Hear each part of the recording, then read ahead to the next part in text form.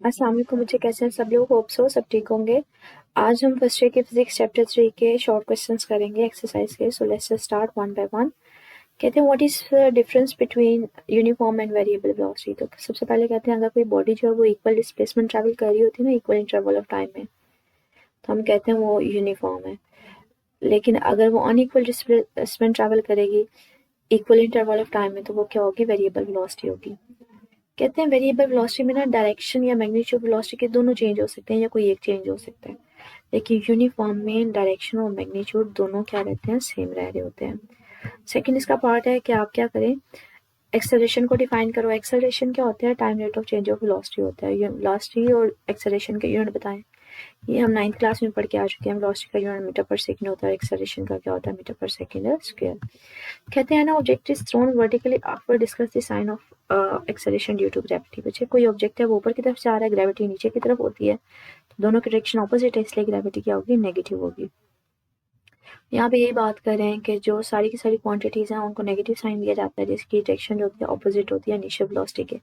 Object ऊपर की तरफ मूव ऑन कर रहा है तो इनिशियल वेलोसिटी ऊपर की तरफ है, लेकिन जो ग्रेविटी है वो नीचे की तरफ है, इसलिए उसको नेगेटिव साइन दे रहे हैं। कहते हैं can the velocity of an object reverse direction when acceleration is constant. जाहिर सी बात है, आप किसी ऑब्जेक्ट को ऊपर की तरफ थ्रो करवाते हो ना, तो जैसे ही वो ऊपर जाएगा तो हमारे पास क्या होगा? ऊपर हाइट के पास जाने के बाद जो है वो वापस भी आएगा। पहले ऊपर जा रहा था, अब नीचे, दोनों डायरेक्शन रिवर्स कर ली उसने, लेकिन सारी केस में जो वैल्यू ग्रेविटी की वैल्यू होती है ना वो सेम रहती है, वो 9.8 ही रहती है। एक्सेलरेशन जो होता है ना ड्यू टू ग्रेविटी वो चेंज नहीं होता। कहते हैं स्पेसिफाई करो करेक्ट स्टेटमेंट को। पहले वो बात करते हैं कि हमारे पास जो ऑब्जेक्ट है can have a constant velocity even its speed is changing. Which velocity जो है वो कांस्टेंट कब होगी? जब उसकी मैग्नीट्यूड डायरेक्शन दोनों ही चेंज ना हो। लेकिन अगर उसकी मैग्नीट्यूड स्पीड या फिर डायरेक्शन कोई एक भी चेंज होगी ना तो वो कांस्टेंट नहीं होगी। कहते हैं स्पीड चेंज हो रही है तो स्टिल वेलोसिटी कांस्टेंट है, ये तो एक्यूरेट स्टेटमेंट ना हुई। ठीक है, स्पीड का मतलब है मैग्नीट्यूड ऑफ वेलोसिटी। ठीक है, तो अगर वो चेंज हो रही है तो फिर वेलोसिटी भी चेंज होगी। ये स्टेटमेंट क्या फॉल्स है? कहते हैं no object have constant speed even if its velocity is changing. कहते हैं स्पीड कांस्टेंट हो सकती है चाहे वेलोसिटी उसकी चेंज हो रही हो, वेलोसिटी में भी डायरेक्शन चेंज होने की वजह से चेंज हो रही हो, तो ये स्टेटमेंट क्या होगी? ट्रू होगी। An object can have a zero velocity when it's acceleration is not zero. कहते हैं वेलोसिटी जीरो है लेकिन एक्सेलरेशन नीचे, आप जब सडन ब्रेक अप्लाई करते हैं ना तब हमारे पास क्या होता है? बॉडी की जो वेलोसिटी आप जीरो कर देते हो, लेकिन आपको स्टिल एक झटका से लगता है, एक्सेलरेशन तब जीरो नहीं होती, तो ये भी स्टेटमेंट ठीक है। An object subjected to a constant acceleration can reverse its velocity. ये आपके अभी शॉर्ट क्वेश्चन आपने इससे प्रीवियस पढ़ा, जब आप किसी ऑब्जेक्ट को ऊपर की तरफ थ्रो करवाते हो तो जब वापस आता है डायरेक्शन ऑफ वेलोसिटी तो चेंज कर रहा है, रिवर्स कर रहा है, लेकिन वैल्यू ऑफ जी कांस्टेंट रहती है, तो ये भी क्या है? ट्रू स्टेटमेंट है। नेक्स्ट शॉर्ट क्वेश्चन की तरफ चलते हैं। कहते हैं सॉरी नेक्स्ट शॉर्ट क्वेश्चन है, कहते हैं आपके पास क्या है? एक पर्सन है वो खड़ा हुआ है at the top of the tower और वो बॉल थ्रो करवा रहा है स्ट्रेट अप। एक बॉल को ऊपर की तरफ भेजता है इनिशियल वेलोसिटी के साथ और एक बॉल को नीचे की तरफ, दोनों की वेलोसिटी जो है वो सेम है। कहते हैं आप बताओ कौन सी बॉल जो है उसकी स्पीड ज़्यादा होगी जब वो ज़मीन को स्ट्राइक करेगी। कहते हैं जो फॉर एग्जांपल उसने बॉल नीचे फेंकी ना, उसकी इनिशियल वेलोसिटी है वो जब आके नीचे ज़मीन के साथ ग्राउंड के साथ हिट करेगी तो उसकी कुछ पर्टिकुलर स्पीड होगी, लेकिन जो उसने ऊपर की तरफ फेंकी है ना, अब उसकी इनिशियल वेलोसिटी है वो ऊपर जाएगी, उसकी वेलोसिटी कम होती होती एक पॉइंट पे जाके जीरो हो जाती है, लेकिन जैसे वो नीचे आती है फिर ज़्यादा होती है जब विच पॉइंट पे आती है तो उसकी वेलोसिटी वही होती है जो उसकी इनिशियल होती है, तो वो नीचे जब आएगी उसी स्पीड सेम स्पीड के साथ आएगी। जब वो कोलाइड करेगी ज़मीन के साथ तो उसकी वेलोसिटी वही होगी जो पहली बॉल की थी। तो यहाँ पे ये बात कर रहे हैं दोनों जो है ना सेम स्पीड के साथ ग्राउंड को हिट करेंगे। कहते हैं जो बॉल जो उसने वर्टिकली थ्रो की जो होती है ना अपवर्ड सेम डायरेक्शन में ऊपर की तरफ, जब वो नीचे अप्रोच करती है उसकी सेम स्पीड होती है जब वो टॉवर के ऊपर वापस आएगी ना, क्योंकि मुझे वेलोसिटी पता है कैसे चेंज हो रही होती है स्पीड। आप ऊपर फेंक रहे होते हो, ऊपर ऊपर जाती जाती वो कम होती है, जहाँ पे वो जीरो हो जाती है फिर वहां से वो वापस आ जाती है, फिर बढ़ती है टॉवर के ऊपर उसकी सेम स्पीड होती है। तो इसलिए जब वो दोनों नीचे आएंगी तो दोनों सेम स्पीड के साथ आएंगी। हाँ, दोनों का टाइम डिफरेंट हो सकता है कि जो पहले नीचे आई हो, जो डायरेक्ट नीचे आ रही थी उसके टाइम पहले वो पहले आके जमीन के साथ कोलाइड कर ली हो, लेकिन जो उसने फेंकी हो ऊपर वो पहले वापस आई हो फिर बाद में ग्राउंड की तरफ मूव ऑन की हो, तो ये टाइम डिफरेंस हो सकता है लेकिन स्पीड दोनों की सेम होती है। कहते हैं एक्सप्लेन करें सर्कमस्टांसेस जिनमें एक्सेलरेशन जो है ना डिफरेंट केसेस होंगे। पैरेलल कब होगी? Acceleration velocity. कहते हैं अगर किसी ऑब्जेक्ट की वेलोसिटी इंक्रीज हो रही होगी तो एक्सेलरेशन वेलोसिटी दोनों पैरेलल होंगे। एंटी पैरेलल कब होंगे? अगर किसी बॉडी की वेलोसिटी डिक्रीज हो रही होगी। परपेंडिकुलर कब होंगे? अगर कोई ऑब्जेक्ट सर्कल में मूव करता है ना तो एक्सेलरेशन सेंटर की तरफ होता है, वेलोसिटी अलोंग द टेंजेंट होती है, तो हम कहते हैं वो दोनों एक दूसरे के क्या होते हैं? परपेंडिकुलर। v जीरो है, एक्सेलरेशन जीरो नहीं है। आप सडन ब्रेक अप्लाई करते हो, गाड़ी चल रही है, आप ब्रेक लगा दो तो वेलोसिटी जीरो हो जाती है, लेकिन एक्सेलरेशन जीरो नहीं होता क्योंकि आपको झटका फील होता है। एक्सेलरेशन जीरो है, वेलोसिटी जीरो नहीं है। आप यूनिफॉर्म वेलोसिटी ले लो तो यूनिफॉर्म वेलोसिटी की वजह से एक्सेलरेशन जीरो होगा, लेकिन वेलोसिटी जीरो नहीं होगी। कहते हैं motion with the constant velocity special case of motion with constant acceleration. Is this statement true? मुझे कांस्टेंट वेलोसिटी है तो एक्सेलरेशन क्या होगा? जीरो होगा, लेकिन जीरो ही वो रहता है अगर कोई बॉडी है उसकी वेलोसिटी कांस्टेंट रहती है। वेलोसिटी जो एक्सेलरेशन है वो जीरो का चेंज नहीं हो रहा, तो वो भी तो एक कांस्टेंट नंबर है ना जीरो भी, तो इसलिए एक्सेलरेशन क्या होगा? कांस्टेंट होगा। तो ये स्टेटमेंट ट्रू है। ठीक है, इसका आंसर भी यही गिवन है कि आप इसको मतलब रीड आउट भी कर सकते हैं कि हमारे पास क्या है, यूनिफॉर्म वेलोसिटी के साथ मूव ऑन करेंगे तो चेंज इन वेलोसिटी क्या है? जीरो। एक्सेलरेशन भी क्या होगा? जीरो। तो तब तक जीरो रहेगा जब तक वेलोसिटी कांस्टेंट रहेगी, तो एक्सेलरेशन क्या रहता है? कांस्टेंट रहता है, चेंज नहीं होता, वो जीरो ही रहता है। कहते हैं find the change in momentum of an object subjected to a given force, और सेकंड लॉ को इन टर्म्स ऑफ मोमेंटम। ये आपके चैप्टर के अंदर भी टॉपिक है कि एक्सेलरेशन का फार्मूला क्या होता है? Change in velocity divided by delta t, के अगर ये final velocity minus initial divided by delta T, तो change in velocity divided by time. Force का फार्मूला क्या होता है? एम में ए की वैल्यू इधर पुट ऑन कर दें तो यहाँ से एक्सेलरेशन किसके इक्वल निकल सकता है? एम इधर डिवाइड कर दें तो force per unit mass. Acceleration का भी फार्मूला हमने निकाला है, वो इधर पुट ऑन कर दें एक्सेलरेशन की जगह पे, एम यहाँ पे डिवाइड हो रहा है, इधर जाकर मल्टीप्लाई हो जाएगा। M V F minus M V जो होता है ना वो मोमेंटम होता है, तो एम वी एफ मतलब final momentum minus initial momentum divided by delta T.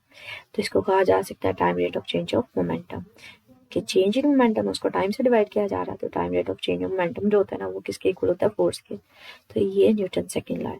कहता है डिफाइन करो इम्पल्स। इम्पल्स होती है जब बहुत ज़्यादा लार्ज फोर्स होती है ना, वेरी शॉर्ट टाइम के लिए किसी बॉडी पे एक्ट करती है, उसके इम्पल्स के दरमियान मोमेंटम के दरमियान रिलेशनशिप निकालो। तो जब बहुत ज़्यादा लार्ज फोर्स किसी छोटे टाइम के लिए एक्ट करती है किसी ऑब्जेक्ट के लिए शॉर्ट टाइम के लिए, तो उसके इम्पल्स बोलते हैं। फोर्स का फार्मूला जो न्यूटन सेकंड लॉ का था इन टर्म्स ऑफ मोमेंटम, वो इसके इक्वल होता है time rate of change of momentum.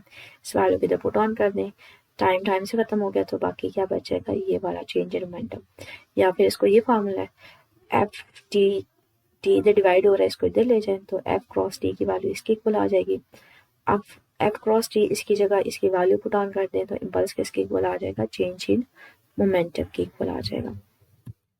कहते हैं हमारे पास बताओ, पहली बात तो conservation of linear momentum define करो, तो वो हमें कहते हैं जो लीनियर मोमेंटम होता है किसी भी आइसोलेटेड सिस्टम का वो कांस्टेंट रहता है। इसको कंजर्वेशन कंजर्व का मतलब होता है सेम रहना, तो कहते हैं इसको कंजर्वेशन ऑफ मोमेंटम बोलते हैं। कहते हैं point out the importance of this, sorry explain करो अंडर व्हाट सर्कमस्टांसेस या कंडीशंस ये लॉ स्टिल वैलिड रहता है सच दैट कि जो सिस्टम है वो कम्प्लीटली आइसोलेटेड नहीं होता। आइसोलेटेड का मतलब होता है बाहर से कोई फोर्स नहीं लग रही, तो कहते हैं अगर किसी बॉडी के ऊपर बाहर से कोई फोर्स ना लग रही हो आइसोलेटेड सिस्टम में, तो उसका टोटल मोमेंटम क्या रहता है? सेम रहता है। कहते हैं इंपॉर्टेंस क्या है आइसोलेटेड सिस्टम की, कि ये जो law of conservation of momentum है ये सिर्फ आइसोलेटेड सिस्टम के ऊपर होगा, मतलब जिसमें बाहर से कोई फोर्स ना लग रही हो।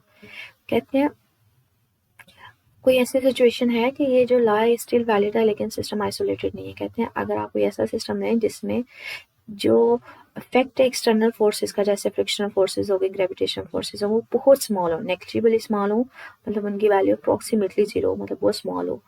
किसके कंपैरिजन में?